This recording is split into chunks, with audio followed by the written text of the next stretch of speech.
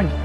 Donc ça solo moko zo bengisa ba congolais donc on lobi ba congolais baya fa solo ni les awa le 9 décembre. Bon, le 9 tu as invité RDC Monde.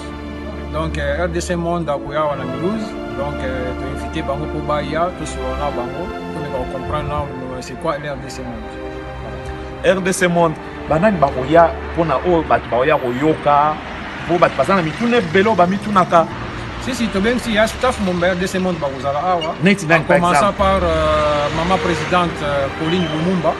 Donc à kozala pe donc il a présidé séance conférence wana. Donc voilà donc vraiment toujours senga bino boye belé parce que les ali kambozo concerné vraiment biso nyonso tout ba congolais.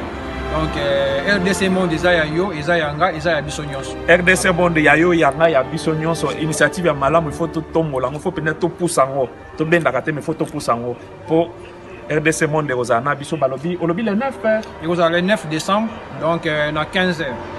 Le 9 décembre na 15h awa na siège ya ba congolais sika ba congolais ba kutana kana na adresse ko sa adresse pona ba ko ba Basel ba ko 37 rue des Abeilles. Donc 68 200 012. 37 rue des Abeilles, 68 200 012. Beaucoup de place ba congolais ba kutanaka à Champagne. Na siège ya ba congolais place association Je suis congolais bazalaka. Awa. Donc eza place à bungate marché za pembeni awa utunika rue des Abeilles. Pangi ko bakisa pona bandeko ba oya bandeko banani kala ba congolais ou bien ba boya pe. Non, tout ça qu'on invité bande cognos surtout na bami à Congo hein. Mais le problème c'est que ils ont un problème là congolais donc on a vraiment des besoins de congolais. Donc tous aller belé et puis voilà quoi. Voilà, ils ont histoire na biso moko ba congolais non d'abord. Congolais ko zanga te ce que zangi c'est que pour zana doute na yo ezali kama ba congolais surtout to la tango. Ndeko ndenga ba oto te abiso lelo to reconnaître la mérite à batu. Il faut tout reconnaître, il faut tout reconnaître Eliezer. Tant que Misaka par initiative à Kitoko Boy, à Sali pour na yété, pour la famille naïté, mais à Sali pour na bisogno sur le Congolais. Faut tous à tomber lango. Faut tout banda reconnaître maintenant bazar bomoy. Ndeko Eliezer, merci encore na initiative boy. Tous à na pour je suis Congolais na Mulhouse, bazar sima RDC Monde. Mbote lisusu bandeko nanga na bino bandeko oyangai. Ezabo inde to kutanaka.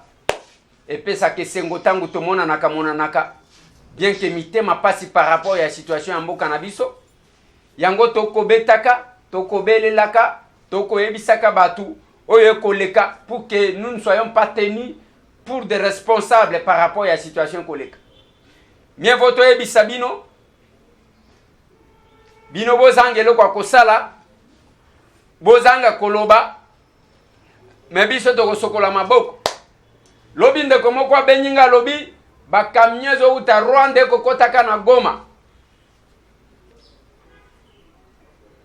na kati kuna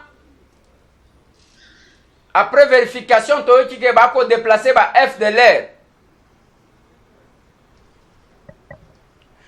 FDLR baza considéré comme ba rebelle siko ba ko déplacer bango pona likamunini yango kuna na Goma ezalaki pagai batu bako banga ba congolais bakomi kobika na stress ya makasi mboka na bango moko ekomi lokola mboka mupaya na lobaka une chose mieux vaut encore que congolais souffrir na mboka mupaya que congolais a souffrir na mboka na ye akomi kotambola lokola mowumbu na mboka na ye. Voilà pourquoi bandeko nanga bomoni toko zwela kabino batu lobi to zwela kibino ba jeune ya UDPS bayaki. J'ai aimé ce qu'ils ont dit. L'adversaire de Félix n'est pas Fayoulou. L'adversaire de Fayoulou n'est pas Félix. Le lot toko zela toko faire vivre bino, ce que sera l'arrivée de Martin Fayoulou Madjidji. Ba préparatif akeye ndenge ko salema ndenge moko peto ko sala samedi pona ko faire vivre bino retour ya Félix Antoine Tshilombo Tshisekedi ndenge kozala tozwela kibino Vidie Chimanga oyo ayena yaye ba révélation par rapport à rencontre à Genève.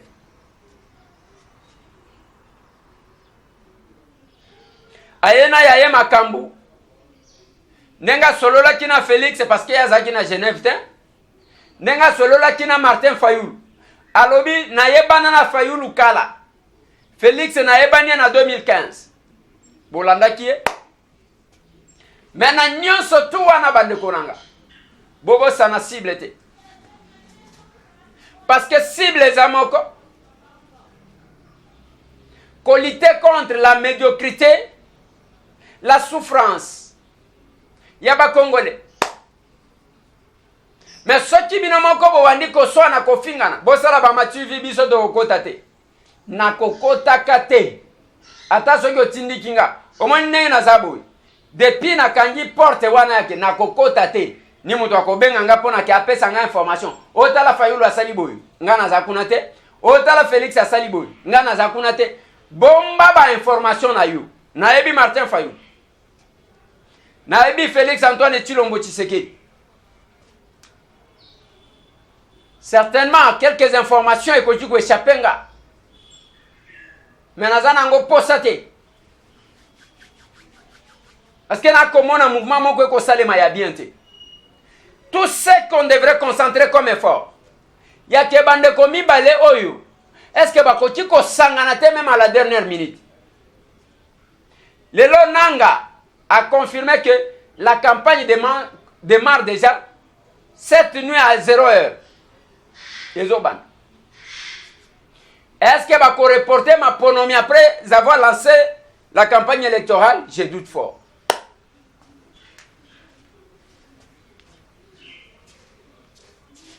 Je doute. Si quoi toko kenenenge nini? Mena ke batingami, toko tike la Fayulu tolobi mo, ba pesa ke mission totala nini akosala. Ce n'est pas important. Ce n'est pas important. Fayulu seul ne fera rien. Félix seul ne fera rien. Mais bisognos sont ensemble, on peut faire quelque chose. C'est mon souhait, c'est ma position, c'est ma prière. Ceux qui tozui batu nyonso to travailler na lolenge wana bande konangai na kondima ke tozali pour le changement. Mais on a comme on a théâtre ko Salem. Théâtre ko Salem. Nous voulons les changements, nous attaquons Fayulu. Je doute. On veut les changements, on attaque Félix. Je doute. Ba faiblesse à Félix. Félix a parfaite. Azana ba faiblesse na ye. To bomba yango. Fayulu aza parfaite. Poza mutu lokola. To bomba yango. Tozo makasi ya Fayulu. Ba point fort na ye. Soldat du peuple. L'homme au front. Tozo ba compétence na ye. To tie en exergue. Total n'est pas Félix. Un monsieur réconciliant. Moi conflictuel. Félix Antoine Tshilombo Tshisekedi. Tozui ba qualité wana totie liboso. Tokei. Mais tangu tokokoma nde tovandi tobandi kotala. Omoni yo Fayulu. Place boyo sala kezalaka mabe. Voilà ce que tu peux faire. Omoni yo Félix. Place boyo sala kezalaka mabe. Voilà ce qu'on peut faire. Je pense, ça c'est ma position, que personne ne viendra changer. Moutou akoya ko changer position en azate. Ceux qui bozo zelanga na ba querelle, na ba conflit, gana zakuna te. Je suis tambwe, na sala ki tambwe na ngai, sans polémique, sans biloko wana. Vous voulez nous retourner na biloko nga na bundisa. Quand je suis arrivé à la télé à Kinshasa, j'ai trouvé biloko wana polémique, il faut oyo afingi oyo wera afingi oyo je ne sais pas. Génération ba polémique tokunda yango. To comme une génération ya prise de conscience. Wana ndena linyi mutu na mutu apesa mayele na ye misisa na ye nyonso abimisango. Nous sommes dans un pays, même par valeur à Batou Bazali qu'on reconnaître. Ce que j'ai toujours déploré pour notre docteur Mukwege, heureusement que nous avons vu moi si on a le bâti et mon jour que Azana y depuis 2012. Mais à comprendre que les journalistes sont les gens minité pour nous. Mais yo sko communication go so qui pagana ngweza gayani. Batie yo ça charger na communication yo zu mutu wango en otage. Tu es devenu mutu wango comme otage na yo au lieu de kaye. Le lota le prix Nobel ya docteur Mukwege. Tala ba sacrifice tata wana kosala. Eza konute. Pona nini parce que batu bazana biloko moko nga na comprendre kate. Mutu akolia mutu pas ici azate. Et quand on prend quelqu'un à côté de quelqu'un, il faut jouer le rôle pour lequel bazwa kiyo. Yamona koloba bawo bazana Félix na koloba na bango. Bawo bazana Fayulu na koloba na bango. Ngai tambwe nazana posa koluka poste mon côté pembeni ya Félix, nazana posa koluka poste mon côté pembeni ya Fayulu, nazana posa na ngote. Mena kotikala. Na kotala. Soki nazana likamba koloba na lobina ndeko to continuer. Parce que souffrance c'est ma casse. Tala lelo bande konanga na efsa kibino makambo ya unikin. Ba étudiant ba revendiquer ba kufi. Na beni batu bazokufa. Na chikapa batu bakufi. Nenge to koloba boy tozana mboka yake. Meme bande kona biso bako kataka bilanga na maboko na loba na bino. Na kitenge, na kitanda, na kabongo. Batu bakati bilanga. Na kime. Na territoire à Kabongo. Mais pona kaka ba évacuer masangu wana. Ba entreposer yango evani nengo na bande vandaka. Ba demander ba komi kuna okosala ba commission pona oza wagon.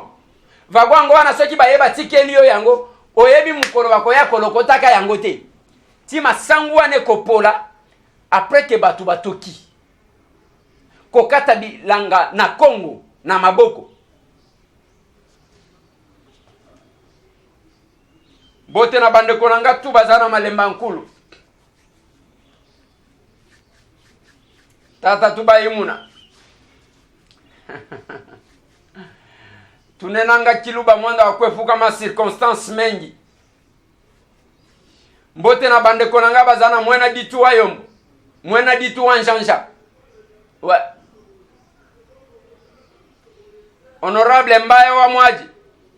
Campagne yango ezo banda. Tension za ndenge nini? Na bato ba milata bango babanda ki deja campagne kala. Kuna bato bako swana entre bango na bango. Mutu alumano aloba awate. Mais lumano aza mutu ya FCC parmi les hommes influents ya FCC. Et comme il conflit entre qui et qui. Tangu maire de la ville ya Mwena Ditu alinyi koyoka batanga ta kombo ya lumanu te. Olinyi batanga kombo ya nani? Mais bino bovani boko mona que tout va bien à FCC. Maire de la ville ya Mwena Ditu alinyi koyoka te batanga kombo ya lumanu. Compliqué. Bango nyonso na province Alomami. Lumanu selin ya bato baza élevé na régime oyo na kati ya province Alomami. Ezaki Kasai. Mais Lumanu quand il a soutenu Ngoïka Sanji. Ngoïka Sanji aza musonge lokola Lumanu te. Lumanu aza musonge a soutenir Ngoïka Sanji ke muluba. Botika makambu ya ba division ya pamba wana. Liboso zalaki awa. Te baluba balingi biso te bakanyoka. Baluba balingi biso te bakanyoka. Lelo komi lisusu basonge.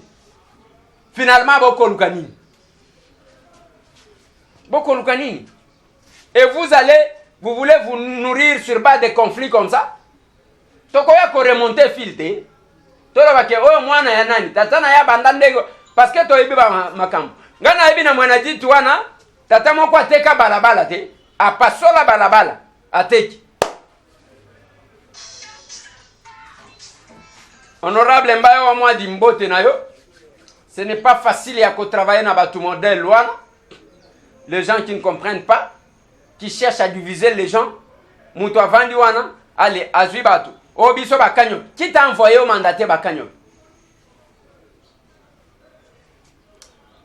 mbote na bandeko nanga tu bakolanda biso na loja bandeko bakolanda nga na Bwende bino bandeko bokolanda nga na Isiro Kisangani boyo Masinga Mwambe bino bokolanda nga na Ituri mbote na bino bandeko nanga bozana Kiwanja bino bandeko nanga bozana Kabinda mbote na bino tu bozana Chikapa Mweka bandeko nanga bozana Ndemba wa Mutombu mbote na bino tu bandeko nanga bozana Luozi botika na pesa bandeko nanga ya Mwanda mbote Papa Kayumba na Mama Leontine mbote na bino bisika bozali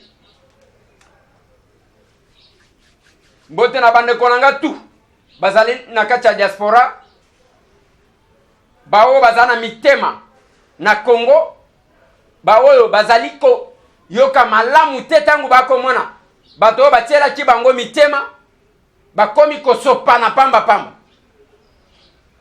et nous serons là comme sentinelles. Thibaut Konyoloka, ça s'appelle ceinture de redressement. Voilà bande konangai. Ceux qui bomoni tozwa ki ba jeune ya UDPS. Tozwa ki prend ses pengue pour na compte ya Martin Fayulu avant. Toko zela tozwa bande kwa UNC, tozwa vidéo Chimanga, ezaya que nous considérons que wana nyonso zosa les menzaka incompréhension ya muke. Le combat est le même. Ndekonanga Peter Tiani jamais nga itambwe na kobosa nayo. Batu nyonso bakoti kobosa na bakene ba makamu na bango. Mais ton frère que je suis, je serai toujours avec toi. Toujours, Peter. Tiens fort. Je sais que c'est pas facile. Les lobako weli saka ba fixer dossier na yo pour que ba condamner yo. Voilà là où nous sommes. Peter a salani ni soki ozo élément wana. Ata juriste de mon côté a koti ko comprendre pourquoi on a arrêté ces garçons là. Yaye moi sina bana batikali. Chaque jour ya biso bana baza condamné na stress. Ça nous fait mal. Les combats à haut risque au biso to salaka. À haut risque. Au éviter, yoba kozoyo mkoloni. Mais on sera la Peter. Je sais que l'action d'enge tokosala, tokotika campagne électorale, biso tokolata chibala. A komema biso partout pour na Peter. Oui, a komema biso. C'est compliqué bande konanga.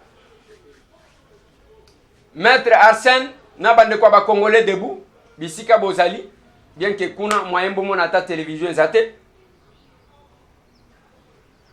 Carbone Beni na bande ko nyonso bande ko tout bazana boloko et Jean Jomi Dongala combien d'années maintenant Franck Edongo Chamba Jean-Claude Muyambo Colonel Aron a bandé comme sous. Bino tout. Vous arrêtez injustement. Je compatis avec vous. Voilà bandé konanga. Boti 14 en direct. L'équipe de Tokomiwap. Qu'est-ce qui se passe par rapport à l'arrivée de Martin Fayulu? Merci mingi bande ko balandi ate komo wapi sema lisu ko listo kiti bongo na enseignement bino bozo mona image zoloba ndeto bisa bi mieux de komo wapi betar masolo na matoite biso kita sur terrain bozo mona ne bande ko sa podium na sima na ngai et pas wapi honorable Topé candidat comme ya opposition ayo sala moi discours pour message Topé a relais message ma communiquer na Genève na population nyonso ensemble ya MLC ya dynamique ya SID oyo bazo kozela oyo bakoyamba lelo ndeto kitisa to sabe réaction ba ndeko mbote ndeko papa ndeko yoso mta parti nini nazali moto ya honorable Franck Kidiongo héros vivant nazali vice-président chargé à mobilisation na fédération à Lukunga 2. OK ndeko présence na bino awa boye karabo principe boye koyamba honorable Martin Fayulu apart toloba ki na bango ke lelo ezali sombele suka bisanga awa tozali na triomphal télévision ezali radio te bino mo bazali komonana tozali kotana déjà podium pona koyamba oyo candidat du peuple oyo soldat du peuple congolais pona ki na Genève ne le lo azali koya toza ko no yamba na aéroport yango le monde déjà tozo bon sa podium et si ko pesa peuple message ya espoir ndeko tango ozola ba candidat comme ba ponaki yo yebitaka ba ndeko mususu oyo ba benga ba poids lourd ba se retirer ba signature oyo ezali ke pour ya ba candidat comme yo zo yamba ngondingi ndeko nanga tango zo ba candidat comme papa na koloba boye biso to sito signaki bango nyoso set basi ba signaki na Genève oyo ba signaki déjà etikali signature etikali wana oyo ya Martin Fayulu Madidi oyo biso to yebi ba ponaki kaka emoko soki ba retirer ba kei na bango ba lembi course biso to za continuer na Madidi candidat na biso comme tondimi peuple congolais Rosela. OK, bandeko nyonso ya MLP, ya MLC, ya ECD, tope ya dynamique de opposition, ya ensemble. Base la nini pona arriver ya honorable Martin Fayulu. Je crois que yenda ebi mingi tozo zela bile inda kwa kole sabiso. Etaki azali papa oya ko la biso ne toza ko zela. Toyo ka na matoi. Pote oya azali toponie, pote azali espoir ya lobby ya Congo. Alors na bengi na ba congolais nyonso o bazana na bandako o nan ba komi koto te baya na lombango to accueillir vraiment ndeko na biso Martin Fayulu Madidi oya ko kolongola Congo na kati na boumbo. Message na bino na ba congolais bazolanda bino siko oya avant arriver ya candidat comme opposition. Yo senga na population congolaise. Oui, merci monsieur le journaliste pour la parole. Jeune que je suis, natique ba occupation nanga na lelo awa parce que il est temps. Toi sur na bataille au perdre té, lelo eza jour oyo et pesa magi poto yamba fitir candidat de la République démocratique du Congo monsieur Martin Fayulu. Voilà pourquoi na se présenter lelo awa et puis nazo la un vibrant appel na ba jeune nyonso. Il y avait 4 communes à Kinshasa. Baya a tokuta na triomphal potoyo kanini fitir candidat na biso akoyebisa biso et puis ni na lingeli pona mboka na biso. OK. Awa tozo ke aéroport to bera mona triomphal. Non seulement a na tokuta non seulement a na triomphal, tokuta na awa a isa parce que a isa base et isa point de repère après de tolonga awa toke malé metti na aéroport poto yamba candidat na biso et puis to memi a na triomphal a présenter ba monae na population et puis a biso nini a lingeli pona biso. Bandeko yeso ba ya MLC message nous nga kopesa mata que jeune. Étant que jeune na yebisa ba ndeko nyonso ya MLC baya parce que message mo est important il engela mpo na biso ezali auto election na population congolaise. Donc baya to kango biso nyonso lisanga. OK, merci mingi bandeko balandi ate comme wapi oneze que c'est malisu du quoi lisu boyo kine bandeko ba koloba. Tozi bandeko MLC, tozi bandeko MP to kine soko bandeko ECD. Pe bandeko ensemble boyo ka ba réaction na bango avant arriver ya honorable Madidi Fayulu eza nini ba se préparer ndenge nini ezoleka ndenge ezokokende to kokoma tina soko to kokende te.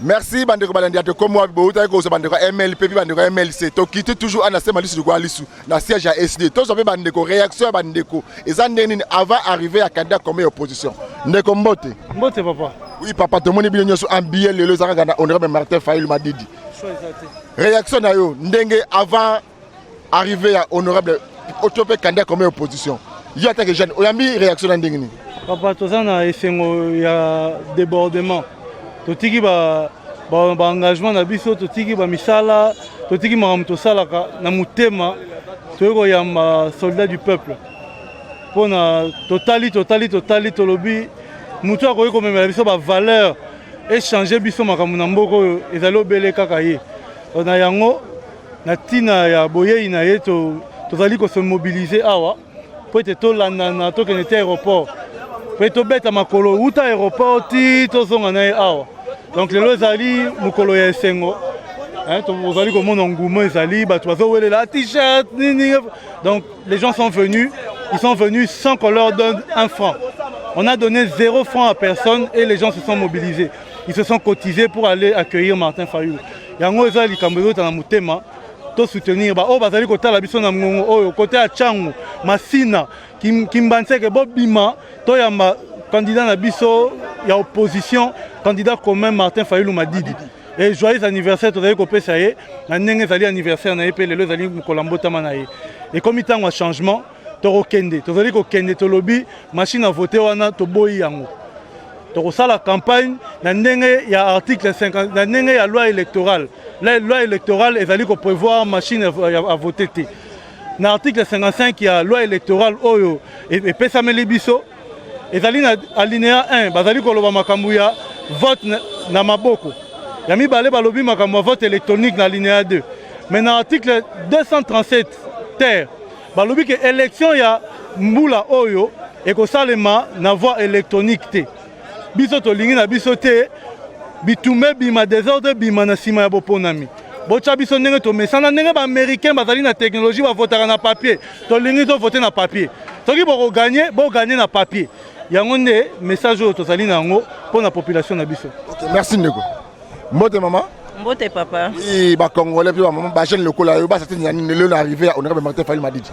Ah oui, na bengisi batu nyonso ba Congolais, peuple congolais to telema toya toyamba président na biso oyo aza candidat na biso numéro 1 Monsieur Martin Fayulu oyo azosepelisa peuple congolais oyo atindi bambongo te poto mobiliser on kingani nga azalaki abanda 5 heures donc nazana esengo oyo natika komona te 17 ans de pouvoir to souffrir donc lelo nde Martin Fayulu nde asekui donc yesu asekui mikoa misato ti donc lelo mpe Martin Fayulu asekui na mitema na biso te atika kuna batika yesu na président na biso toza na biso na batransport te eloko moko te me toyoki oya tolongwa ati kuna makolo toboyi kovote sandale toboyi kovote oketch me tovote président na biso numéro 1 Martin Fayulu kota azali tosouhaite ka bajoyeux anniversaire mbotami elamu toyamba président na biso na motema molingo ezanga mbongo tolongwe na ndako na biso tozoya kokenda report makolo mpo na mbongo te nini te nabengi bino bandeko na ngai nyonso bozoyoka commune nyonso boza nango boya tokende ko soutenir elombe ya biso oyo tozaki kozela candidat commun na biso ya opposition boye ebele tokende ko soutenir na report mpe nabengi bino bozala lisusu na triomphant na ba 13h boyoka meshes nini papa kolobela bino nabengi bino boya oyo eza chaîne oyo bana mboka nyonso balandaka yango place ndeko elezi oza nango napesi yo mbote merci. Merci mingi bandeko landia de comme vous avez bon constat na biso ya mukolo ya lelo ko sala awa na triomphal to uti message ya MLP to uti message ya MLC to message ya SID to zo réaction bandeko te pe ba jeune ba lobini na arrivé honorable Martin Fayulu Madidi candidat comme opposition net zo miko pa mona mokandeko les merci. Et c'est cette ambiance là to pesa kibino to ko pesa bino suite ya ba image un peu plus tard na Owana sur l'arrivée de Martin Fayulu Madidi. Merci.